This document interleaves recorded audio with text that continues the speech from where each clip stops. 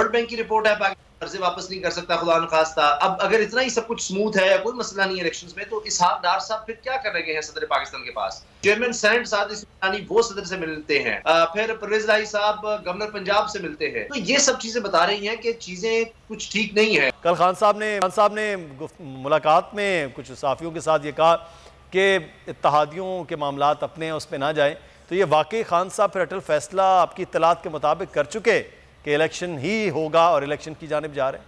मैं ये कहा था कि इमरान खान साहब तो यकीनन चाहते हैं, उन्होंने तो ये फैसला किया हुआ है सही कि असम्बली तहलील, लेकिन उनको अपनी पार्टी की तरफ से और खास तौर पर काफ लीग परवेज इलाही साहब की तरफ से बहुत ज्यादा रेजिस्टेंस का सामना है। और वहां से ये समझा जाता है कि जितना वक्त मिले, क्योंकि परवेज इलाही साहब को इसका पता है कि इमरान खान साहब या तरीक साहब जितनी मकबूल है, शायद उनको आगे फिर जरूरत ना पड़े इस तरह से, तो उनको दोबारा वज़ीर आला शायद ना बनाया जाए। तो अब उन्होंने बहुत से फैसले उन्होंने लेने हैं, तो जितना वक्त है उतना तो वो गुजार सके और अपने आप को और मजबूत कर सके, जिन हल्कों में उनके वोट्स हैं वहां ज्यादा काम कर सके।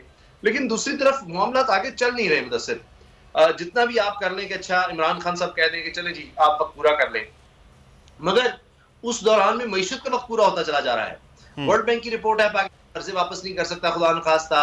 अब अगर इतना ही सब कुछ स्मूथ है या कोई मसला नहीं है इलेक्शंस में, तो इसहाक डार साहब फिर क्या करने गए हैं सदर पाकिस्तान के पास? चेयरमैन सेनेट सादिक सुलेमानी वो सदर से मिलते हैं, फिर परवेज इलाही साहब गवर्नर पंजाब से मिलते हैं।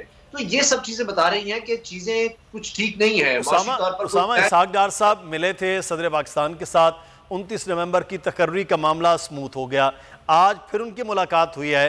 तो जो इलेक्शन, अभी तो सिर्फ एक ही मामला है, इलेक्शन है, कहा गया कि इकोनॉमी की सिचुएशन पर सदर ममलिकत इकोनॉमी पे क्या उनको वो कर सकते हैं। तो आपको लगता है कि इसमें भी अब बातचीत हो रही है?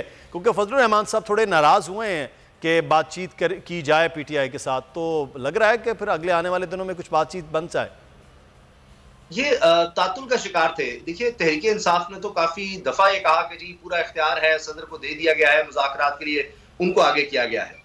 और दूसरी तरफ से इसहाक डार साहब फिलहाल आगे नजर आ रहे हैं। असल में देखिए, शहबाज शरीफ साहब जो है ना, कोई इतने पावरफुल नहीं है, उनको तो सिर्फ एम्बैरस करने के लिए रखा हुआ है, जाओ दौरे कर लो, इधर उधर फिर लो, इन कामों के लिए। असल में जो ताकत है, इसहाक डार साहब जो आए हैं वो नवाज शरीफ के आदमी है। और आपने देखा तैनाती के हवाले से भी शहबाज शरीफ पर एतबार नहीं था, इसलिए आप देखिए इसहाक डार ही उसमें आगे नजर आते हैं।